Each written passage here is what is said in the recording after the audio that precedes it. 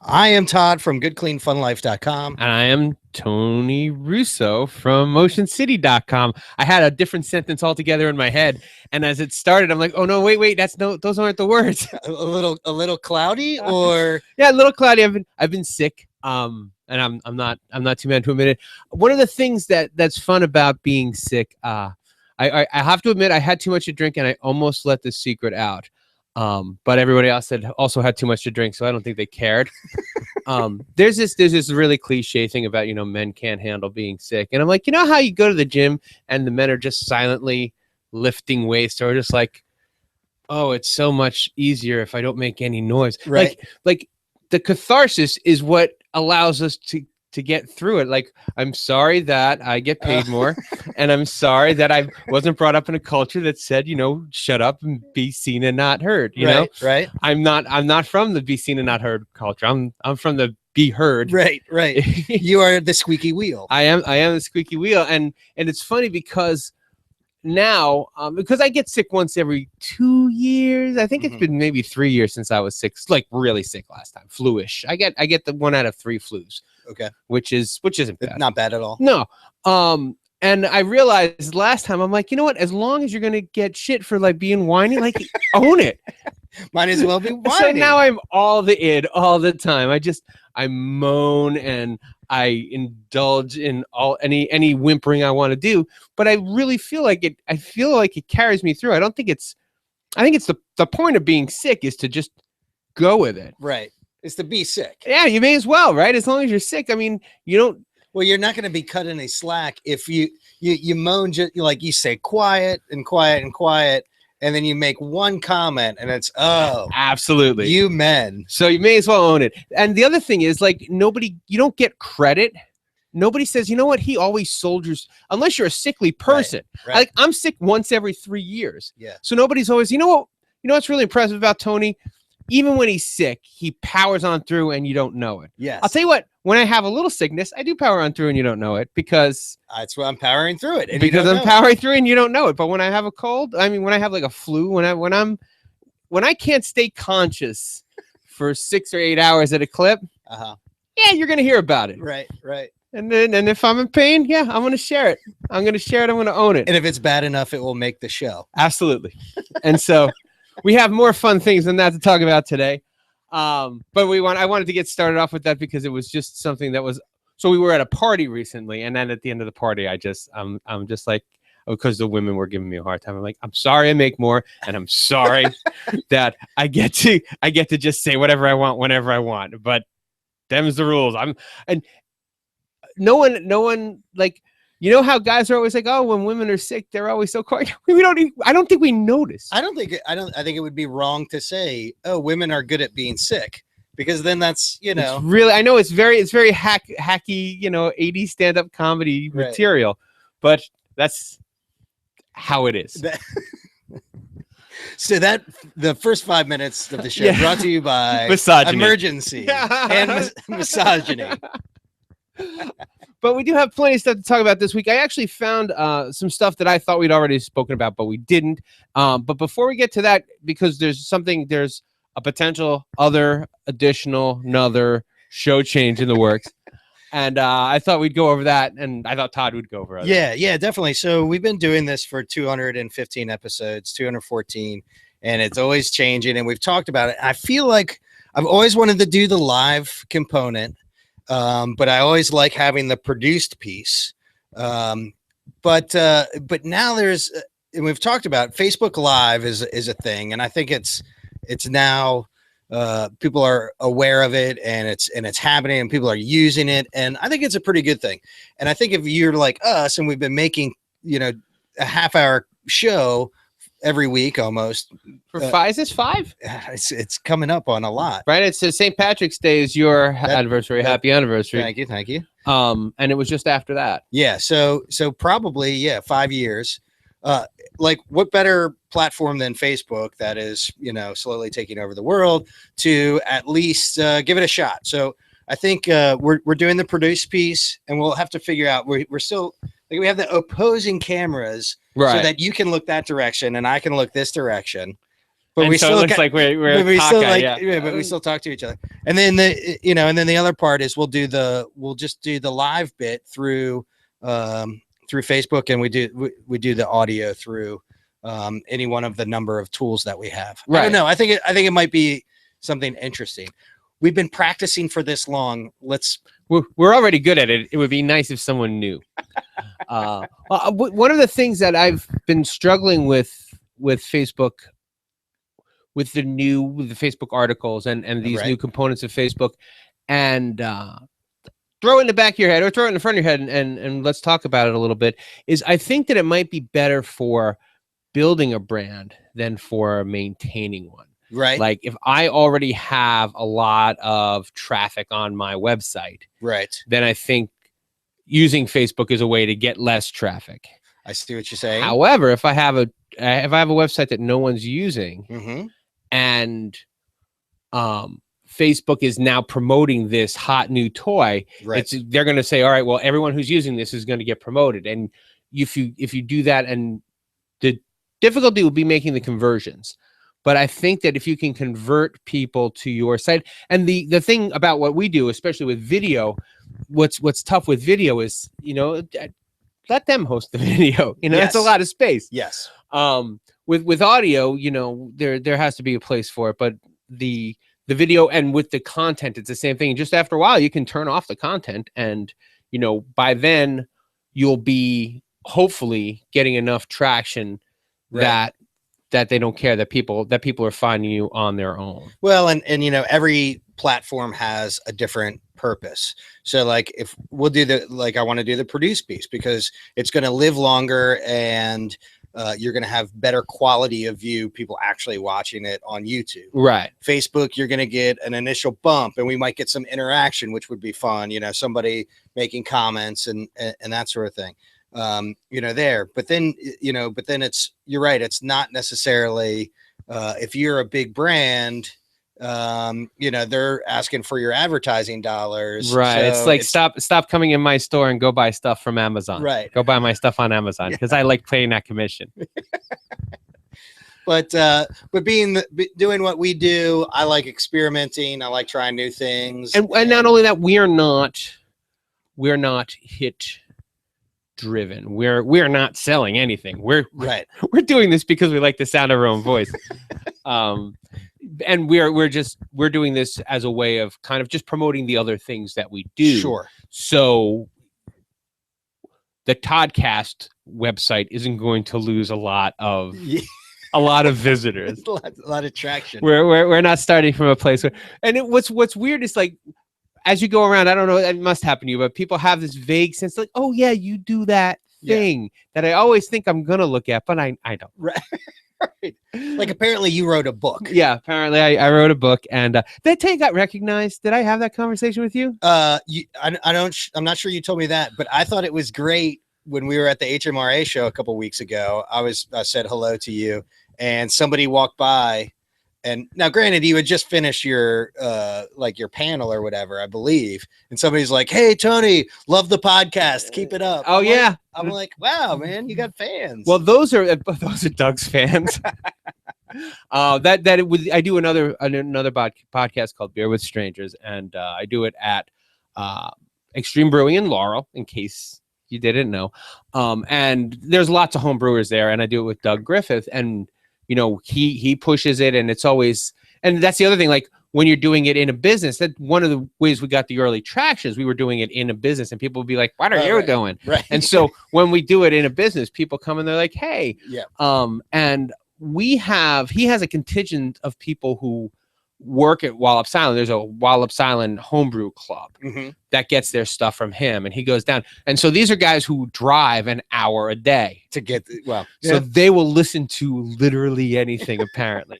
So we have, I think, on the order of like 60-ish downloads every week. That's great. And I'm sure 20 of them are the Wallops Island folks. But yeah, the Wallops Island folks, actually, when we went off iTunes for maybe 6 months because I couldn't get the production done and my equipment was shoddy, blah blah blah. Right. And I got mail. Yeah. They're like, hey, what happened to the podcast? And I'm like, thanks for noticing.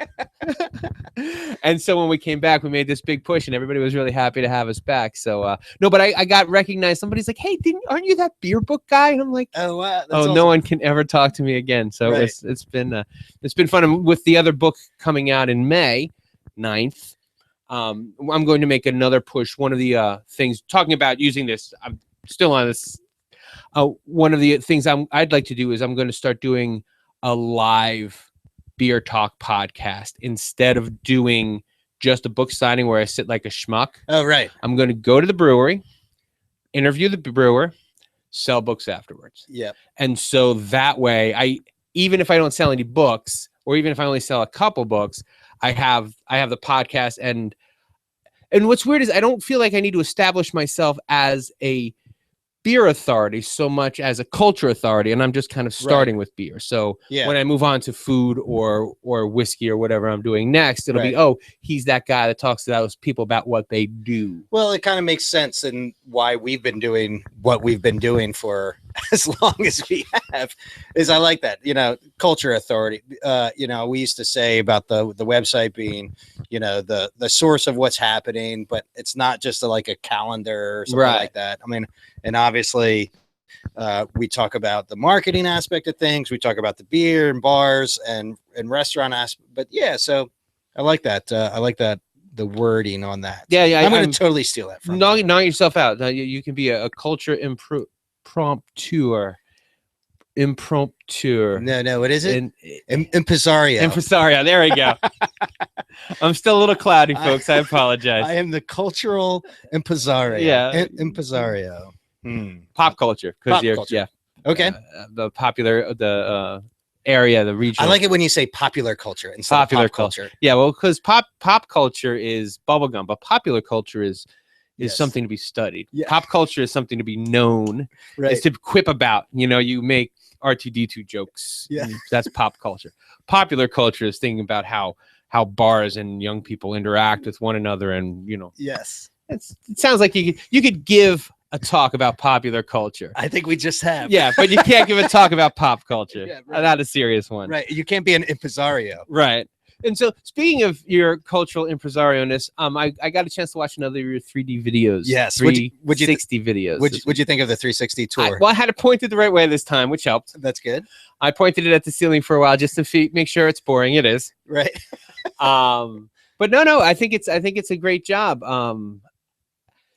I don't think you could make more than like a 10-minute. You couldn't make a 10-minute video of that. No, that's for a minute 30. Well, no, minute 40. So to catch everybody up, it was Starboard opening weekend.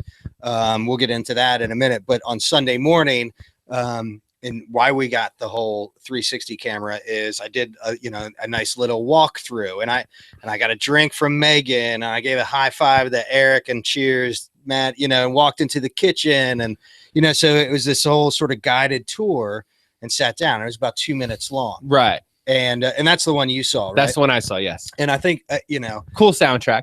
Yeah, and so it's got a and I know you. That's a laid on soundtrack, or does that just happen to be the music? No, that was laid on. So so that's the thing, is this is super easy to use and super easy to get, but because of doing what I do, if you want those little transitions, I cut out the woman who walked right up to me and sneezed in my face. That's too bad.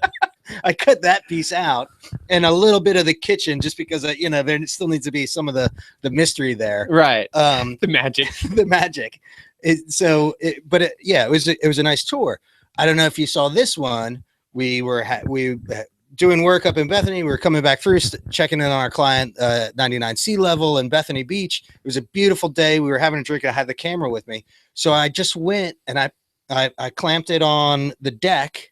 And you can hear, the waves crashing.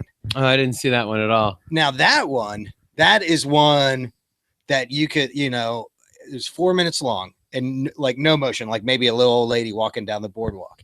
And to me, I thought it was cool to be able to have something that is like you're sitting on the deck, right there on the boardwalk in Bethany Beach, like the fireplace. Yes, like the Yule log in Christmas for 5 hours. Right. Well, we only did it for 4 minutes, but I thought that was neat. Although I went back and it was it's nice and relaxing. You hear the waves crashing, like I said, and that sort of thing. And I'm like, the only thing missing is like you need some like seagulls or something like that to really, kind of make it feel like so I downloaded some effects and laid why that not? in, I feel kind of cheap about that, but at least I'm admitting it here. That I'm sorry. I just saw the movie Nightcrawler. Oh, excuse me. I just saw the movie Nightcrawler. I've heard a lot about it. I haven't seen it. That's okay. That plays into moving things around. He at one point, spoilers, he moves stuff in a crime scene to make it look he improves the shot. Yeah. And that's it. The funny, like he's kind of psychotic, right? Oh yeah, he's absolutely. So we had this kid who was working with us last year, and he saw that movie. He's like, Todd, you should see it. It really reminded me of you, not the psychotic part, but let's put a little English on the facts, make them prettier. Yeah, so if you watch the 99 Sea Level, there was some maniacalness that was done. Oh no, it's on Netflix. Take the hour and a half. Jake Gyllenhaal, right? Yeah, it's really worth it. Except that you'll never be able to look at Jake Gyllenhaal again without being like just grossed out and creeped out. Just wow, he does a great job. I like that a lot. And so let's talk about it. Opening weekend at Starboard. Yeah, it was a great weekend by most accounts, none of which are official yet. It was the best Saturday of an opening weekend that they had. We were there for about 24 hours. So I did my best to take little bits of, of footage so that I wasn't overwhelmed with how much stuff. That's something that comes with practice. When I remember I used to go to events and I'd shoot like 700 photos. Yeah. It's like, why did I do that? And now I'm like 1, 2, 3, go. Yeah. I got it. You just make sure you get what you need. And once you get the best, like you get something, you're like, all right, well, that's going up front. Yeah. Like that's the best one. I'm not going to do better than that. Yeah. And then if you don't feel like shoot later, you're like, I have that, you know? So getting the good stuff early on is critical. So we got the good stuff early on. And then what ended up happening is, a couple of orange crushes and a couple beers and maybe a shot or two. Then the GoPro comes out, and then it's more just like, hanging out and goofing off. And then 170 clips later, there's some GoPro footage, but the worst part about that is, especially if you don't have the sense not to drink, and again, been there, you're like, I'll remember. It's somewhere like in the middle. Yeah. You're like, it's got a 5 minute, I think. Yeah. And then rather than have the sense to just watch it all the way through, and you skip around. Yeah. And so you have an hour's worth of footage, and you spend an hour and a half trying to figure out which one it is instead of just watching it through. You're like, if I just watch it through, I would have found it after 20 minutes. I would have been there by now. Yeah. But it was a great time. And actually one of the coolest things that I did, and I got to have, it definitely was a highlight. I wanted to get the Bloody Mary bar, and so it's something big that they promote. It's 80 feet long, and it's the biggest Bloody Mary bar and that sort of thing.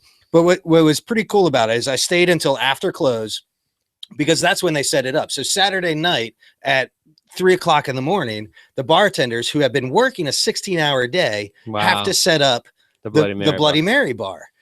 Because it's completely broken down. So, these people are, this is their rock star weekend. Right. And I give them, again, all the credit for doing what they do, because they came in, everybody had a piece in it, just like, silent machines, because they're exhausted. Right.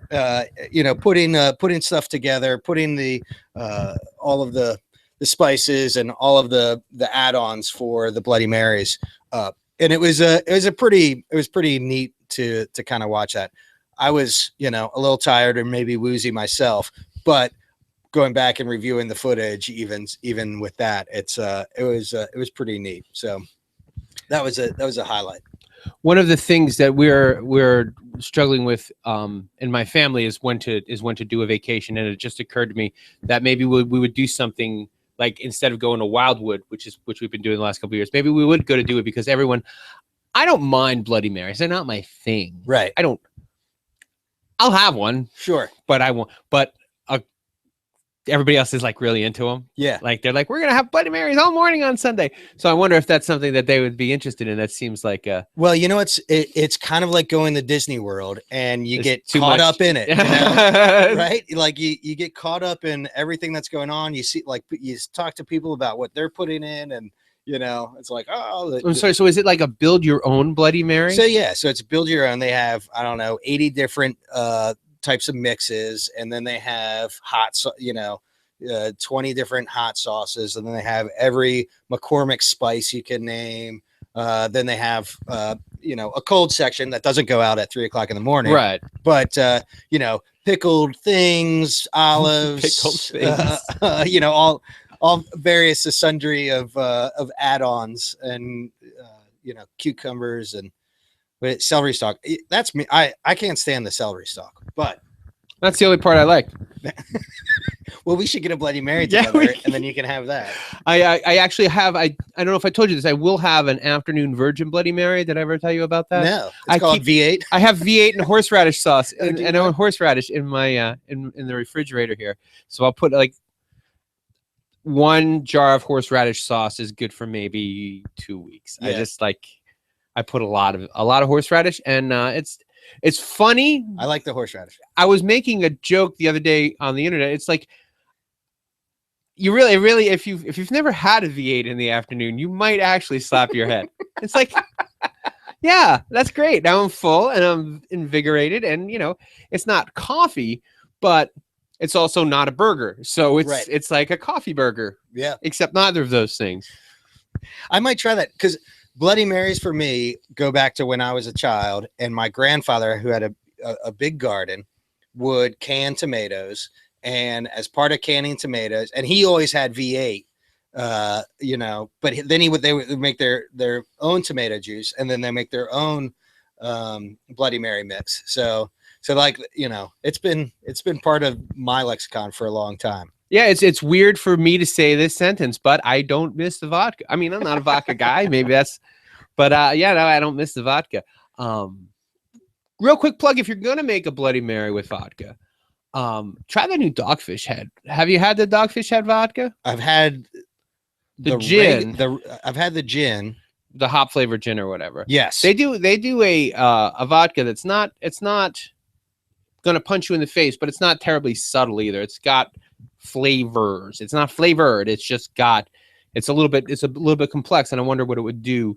I don't know if it would get lost in a Bloody Mary or not, and how subtle your palate would have to be. I don't know. I stay to the shots, so we'll head up to the new restaurant, Chesapeake in Maine. Chesapeake in Maine, right? And maybe we'll have one up there. Yeah, not during the summertime. No. I'm going to go there once this summer for my book signing, but other than that, I don't think I'll be up there very, very much. So what do you got? Oh, I got all sorts of stuff. There are only 2 things I want to talk about. I'm pretty sure I spoke about the other thing. There's an app that NPR put out probably 6 months ago by now, called what is the date on this? January. Yeah, 4 months ago. It's called the NPR One app.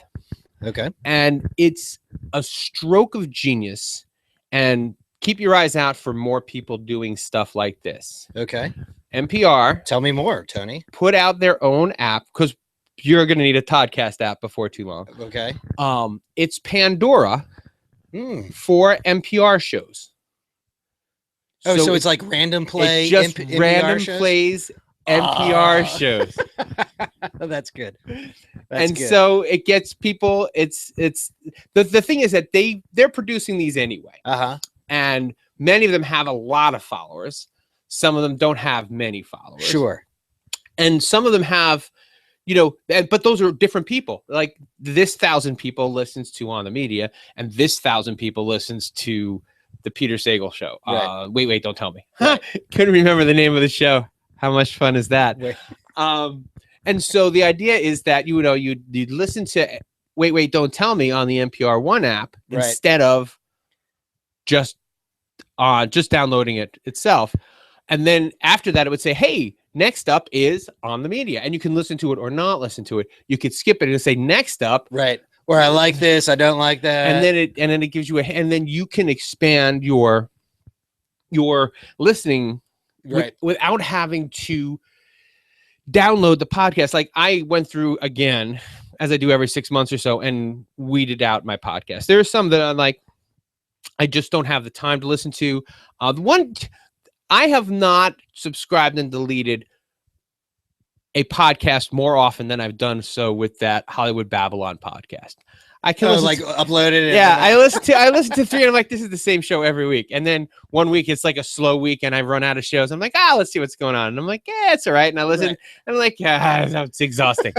So the NPR One app is more like Pandora, where you don't have to commit to downloading anything. Right. You can just stream and kind of scroll through their shows. And I feel like any media company that's putting out any radio station that's not doing this, it's yeah. I mean, if it's talk radio and the talk radio, right? It's kind of, I guess, an NPR kind of thing, but for podcast, Earwolf, I think, has for podcast networks, the All Things Comedy Network. Right. They have a couple different podcasts. Right. People that have 10 or 15 podcasts in a network might be well served to have this kind of streaming app where you still listen to your favorite one. Right. On that app, and then it streams the other one, and so it also kind of bypasses the need to download it on iTunes and things like that. So that's, I mean, we're gonna need a Tony Russo. I really am. I guess how many? You're up to 4 now. I'm 3.5. I'm still working on the Ocean City Experience is not live yet. Okay. I've got some stuff recorded for it. I have to find a way. I can't book guests. I couldn't. Oh, really? It's just people. It's weird how confused people still are. They're like, and I'm sorry. And so it's like a radio show. It's like, yeah, I can't explain this anymore. Right. So I think it's. Are you playing the vinyl records? Yeah, right. Do you remember somebody said that to us? Yeah. Are you the ones playing the records? No. Although I can see why you would think that. One time we were doing this show at the Burley Oak Brewery. And we have microphones, and it was vinyl record night, which was promoted. And so people came up to us and like, well, they've got electronics. Sort of I mean, there's no turntable, so I don't know how they thought we were going to play a vinyl record without a turntable. Maybe my long nails up against the microphone.